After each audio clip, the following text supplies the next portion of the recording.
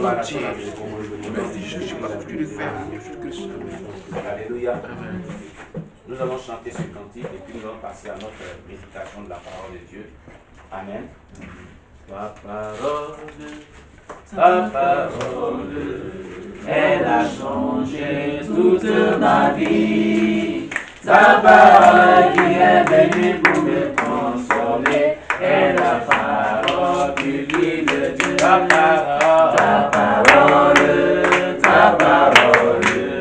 elle a changé toute ma vie.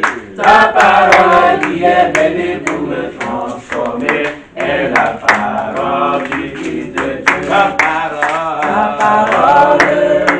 parole, elle a changé toute ma vie. Ta parole qui est venue pour me transformer est la parole du Fils de Dieu. Ta parole, elle a changé toute ma vie. Ta parole qui est venue pour me transformer est la parole du Fils de Dieu. Ta parole, elle a changé toute ma vie. Ta parole qui est venue pour me transformer est la parole du Fils de Dieu. Ta parole, elle a changé toute ma vie. Ta parole qui est venue pour me transformer est la parole du Fils de Dieu. Ta parole, elle a changé toute ma vie. Ta parole qui est venue pour me transformer est la parole du Fils de Dieu. Ta parole, elle a changé toute ma vie. Ta parole qui est venue pour me transformer est la parole du Fils de Dieu. Alléluia. Amen. Nous allons prier pour la parole de Dieu. Prions le Seigneur notre Dieu. Oh notre Dieu, la gloire de sa parole qui est la parole de la restauration de toi.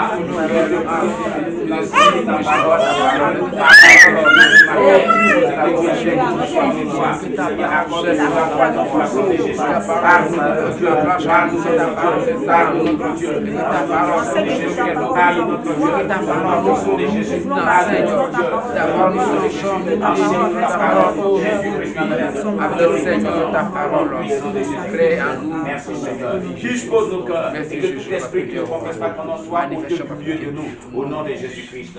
Amen. Alléluia. Amen. Ouais, commence à avoir fait chaud ici. Hein. Mettez les ventilateurs là quand même. Non, vraiment. Tu vois, tu débranches derrière là. Hein? Mets les ventilateurs. Ici encore non plus. Mets les ventilateurs. Voilà. Amen. Tu prends les deux ventilateurs sur nous les deux. Amen. Dieu nous bénisse. Bien aimé, on avait fait une pause par rapport à notre méditation de tous les dimanches de l'Exode. Et sur 3 dimanches comme cela, on avait traité certains thèmes vraiment par rapport à la situation qui prévaut maintenant. Alléluia. Et Dieu voudrait véritablement que nous revenons sur notre thème de dimanche, notre thème de Exode que nous sommes en train de vraiment voir ensemble. Voilà. Alléluia. Et nous allons véritablement partager cela ensemble. Amen. Voilà. On va partager, on va repartager cela ensemble. Voilà. Oui, va chercher pour nous, laisse ça derrière là-bas.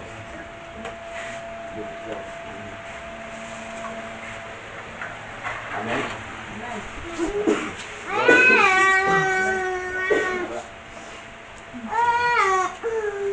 Amen.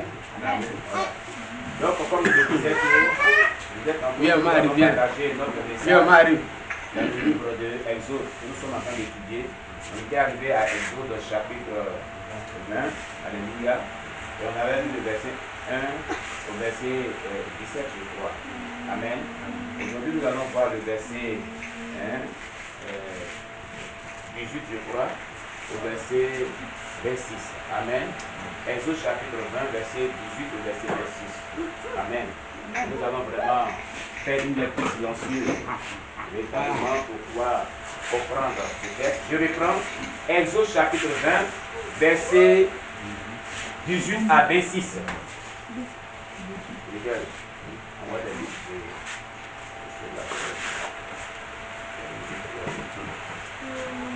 Exode chapitre 20, verset 18 à 26. Amen.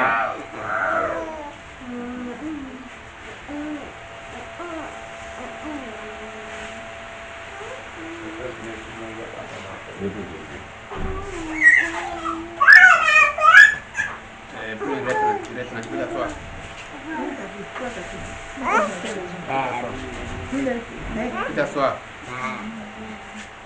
Plus. T'asseoir. On va parler ici. Toi, t'as pas on va arrêter comme ça. T'asseoir.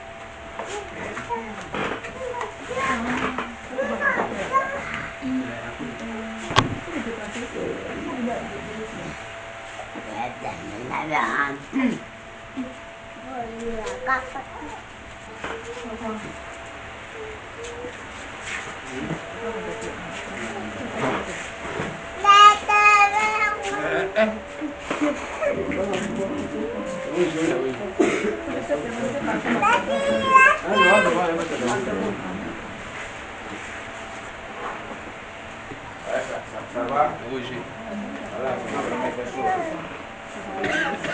amen. Exode chapitre 20, verset 18 à 26. Amen. Faisons une lecture silencieuse ensemble pour réfléchir sur ce texte. Voilà. Une lecture silencieuse.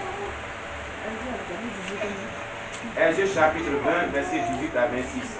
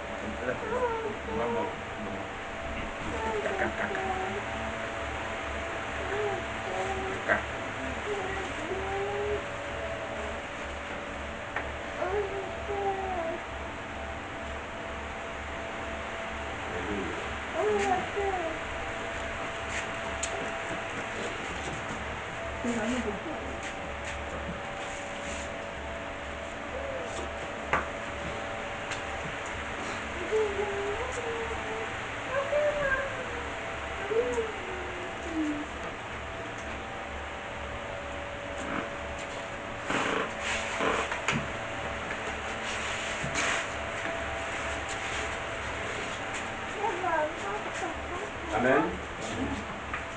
On va faire la lecture. Exode chapitre 20, verset 18 à 26. Je vais demander à la sœur Makeda depuis Paris de faire la lecture.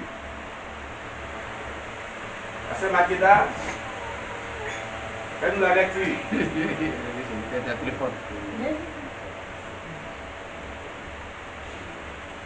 Est-ce que m'a entendu?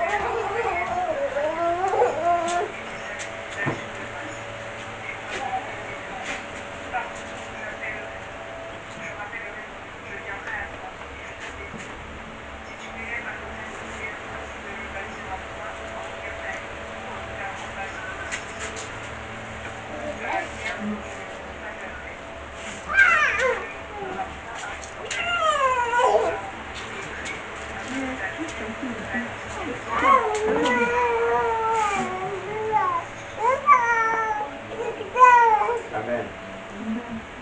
Que Dieu soit loué. Alléluia. Je vais faire la lecture ici pour qu'on puisse encore suivre mon passage. Amen. Tout le peuple entendait les coups de tonnerre et le son de la trompette. Il voyait les flammes de la montagne fumante. À ce spectacle, le peuple tremblait et se tenait dans l'éloignement. Et dit à Moïse, parle-nous toi-même et nous t'écouterons, mais que Dieu ne nous parle point, de peur que nous ne mourions. Moïse dit au peuple, ne vous effrayez pas, car c'est pour vous mettre à l'épreuve que Dieu est venu. Et c'est pour que vous ayez sa crainte devant les yeux, afin que vous ne péchiez point. Le peuple restait dans l'éloignement, mais Moïse s'approcha de la nuée où était Dieu. L'Éternel dit à Moïse, tu parleras ainsi aux enfants d'Israël. Vous avez vu que je vous ai parlé depuis les cieux. Vous ne ferez point des dieux d'argent et des dieux d'or pour me les associer. Vous ne vous en ferez point. Tu m'élèveras un autel de terre sur lequel tu offriras tes holocaustes et tes sacrifices d'action de grâce, tes brebis et tes bœufs. Partout où je rappellerai mon nom, je viendrai à toi et je te bénirai. Si tu me lèves un autel de pierre, tu ne le bâtiras point en pierre taillée, car en passant ton ciseau sur la pierre, tu la profanerais. Tu ne monterais point à mon autel par des degrés afin que ta nudité ne soit pas découverte. Amen. Alléluia. Bien-aimés, voici donc notre test de ce jour. Exode chapitre 20, versets 18 à 26. Alléluia. Alors, quels sont les personnages de notre test? Quels sont les personnages de notre test? Détruis-nous pas ce test. Oui. Moïse. Emmanuel dit Moïse. Est-ce que c'est fini? Oui, Ézéchiel. Moïse, Éternel et le peuple d'Israël. Amen. Nous avons donc Moïse. Nous avons Éternel, donc Dieu. Nous avons le peuple juif. Amen. De quoi nous parle le texte? Quand on examine bien le texte là, le texte nous parle de quoi? De manière principale, si on parle de beaucoup de choses dans le texte, mais de manière principale, de quoi nous parle le texte? Ce texte que nous sommes en train de lire ensemble, on est en train d'étudier ensemble. De quoi nous parle ce texte-là? Oui, le frère Jacques.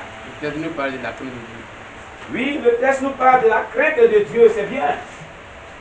Oui, Ézéchiel. Le texte nous parle de la rencontre de Dieu avec le peuple d'Israël. Le texte nous parle de la rencontre de Dieu avec le peuple d'Israël, c'est très bien aussi. Oui. Tu veux dire autre chose encore? Oui. Le texte nous parle aussi de comment le peuple d'Israël doit rendre des sacrifices à Dieu. Comment le peuple d'Israël doit rendre des sacrifices à Dieu. Ok, c'est bon, c'est pas mauvais. Alléluia. Gloire à Jésus-Christ. Alors, nous allons lire le verset 19. Le verset 19. Quelqu'un lit le verset 19 à votre voix. Ok, il fait un peu un zoom, que les gens sachent qu'on est en famille. Il dit à Oui, Moïse, Ézéchiel. il dit à Moïse, parle-nous toi-même et nous écouterons, mais que Dieu ne nous parle point, de peur que nous ne mourions. Amen. Voilà. Alors il dit à Moïse, parle-nous toi-même et nous écouterons, de peur que nous ne mourons. Amen. Voilà.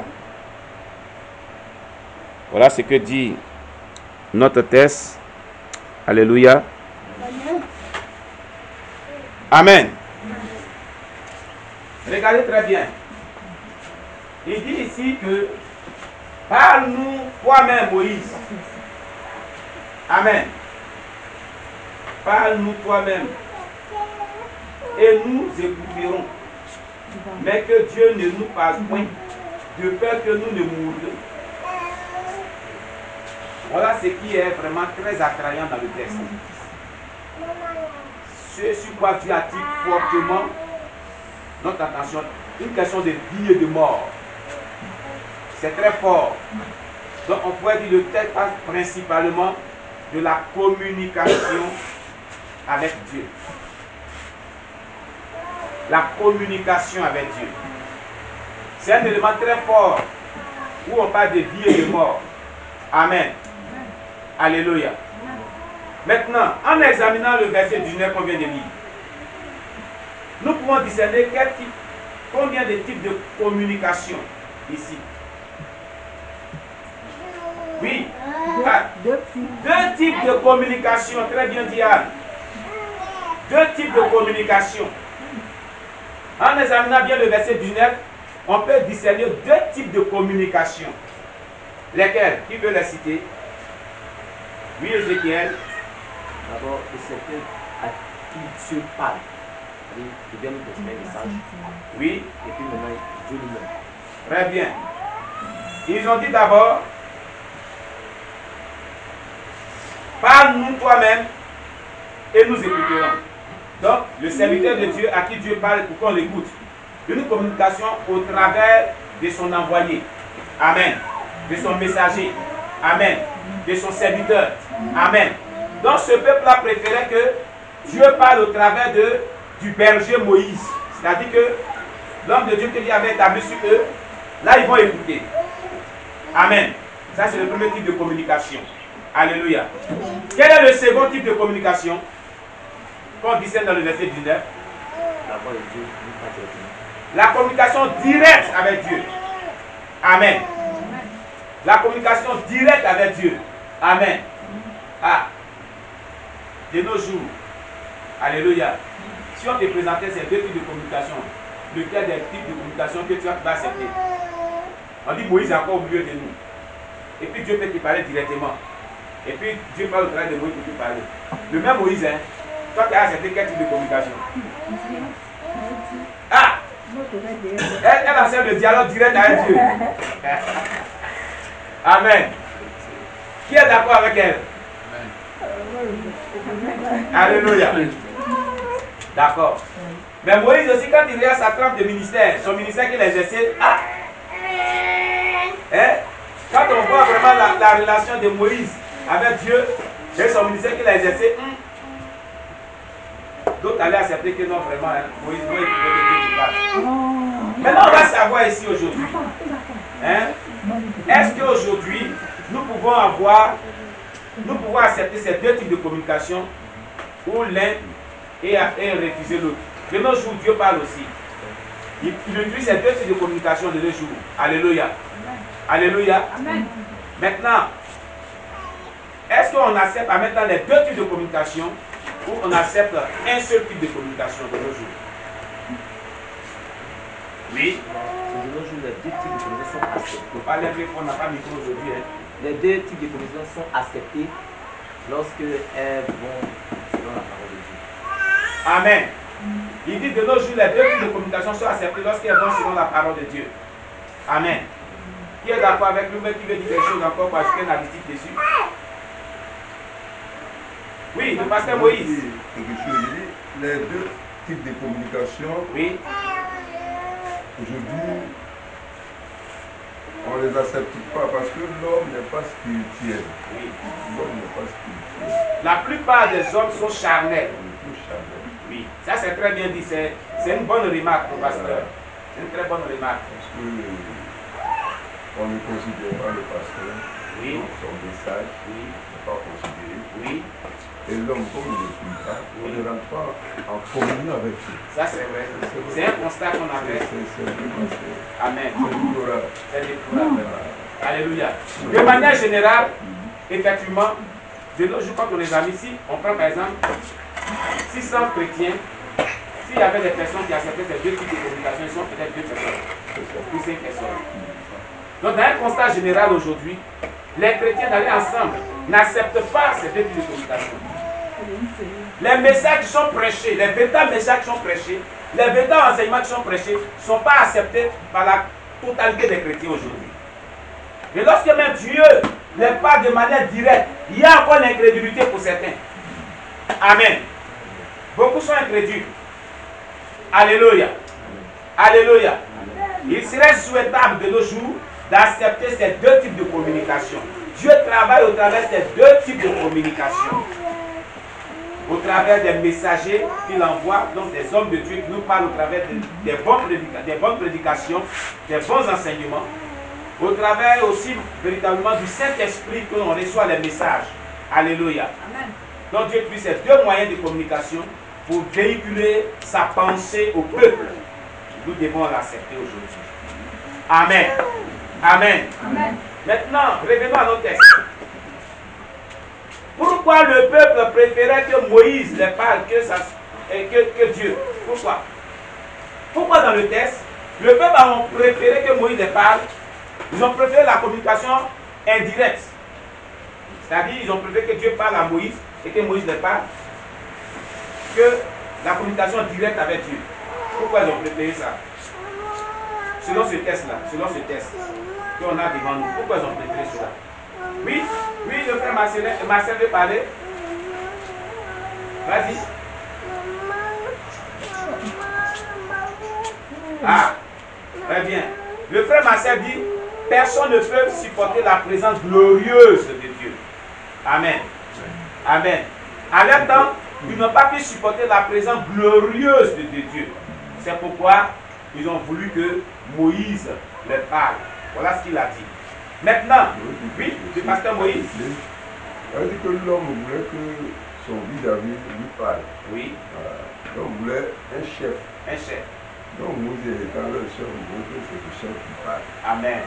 Amen. Que Dieu soit loué. Amen. Vu le contexte de ce texte, la présence glorieuse de Dieu qu'ils ont vue impliquait quoi? Qu'est-ce qui s'est passé pour que Dieu vienne? Quand on va lire, lisez d'abord, on va le lire, le pourquoi on va le lire. On va lire d'abord le verset 20, le verset 18 d'abord et le verset 20. Les deux versets là. Voilà, on va les relire ensemble. Le verset 18 nous dit que tout le peuple entendait les coups de tonnerre et le son de la trompette. Il voyait les flammes de la montagne fumante. À ce spectacle, le peuple tremblait et se tenait dans l'éloignement. Ça, c'est le verset 18 d'abord. Voilà le contexte dans lequel Dieu annonce son arrivée pour rencontrer le peuple pour communiquer avec lui. Amen. Et le verset maintenant 20 nous dit, le verset 20 nous dit, Moïse dit au peuple, ne vous effrayez pas, car c'est pour vous mettre à l'épreuve que Dieu est venu, et c'est pour que vous ayez sa crainte devant les dieux, afin que vous ne péchiez point. Amen. Donc la présence glorieuse de Dieu qui s'est manifestée sur cette montagne-là a impliqué d'abord certains événements annonciateurs de Dieu, qui sont le tonnerre, alléluia, les coups de tonnerre, les coups de la trompette, et le son de la trompette, les flammes, la montagne s'est enflammée. Bon, devant un événement inhabituel, on dit, le verset 20 dit que la frayeur, donc ils ont eu peur. Donc ce qui a fait que ce peuple-là, véritablement on dit, ah Moïse, on préfère que tu nous parles. C'est tout cet événement qui était autour de la venue de l'Éternel pour les rencontrer, pour leur communiquer sa pensée. Amen. Ce qui s'est passé là, le tonnerre, tout ce décor qui s'est planté, disons, c'est ça qui a amené le peuple à avoir peur. Ils ont eu de la frayeur. Ils ont eu peur. Amen. Ils ont eu peur. Même si c'était toi qui allais avoir peur. Alléluia. Tu allais avoir peur. Le tonnerre gronde. Le tonnerre gronde. La montagne qui a toujours vu que ça n'est pas un feu, ça devient le feu. Tu vas avoir peur. C'est la même réaction que tu vas avoir. Tu vas dire, ah mon ami, Moïse, tu as dit qu'on a vu Dieu va nous parler, mais toi-même là, on préfère que tu nous parles. Parce que quand tu nous parles, toi, tu ne te transformes pas en feu. Il n'y a pas de tonnerre qui gronde. C'est encore mieux. Alléluia. Amen. Que Dieu soit loué. Examinons bien le verset 20. Moïse dit quelque chose au peuple. Pourquoi Dieu est venu vers le peuple? Dans le verset 20, pourquoi Dieu est venu vers le peuple? C'était pourquoi, selon le propos de Moïse dans le verset 20. Pourquoi Dieu est venu vers le peuple? La sœur Makeda, tu peux nous répondre? Quand tu examines le verset 20, pourquoi Dieu est venu vers le peuple? Selon les propos de Moïse.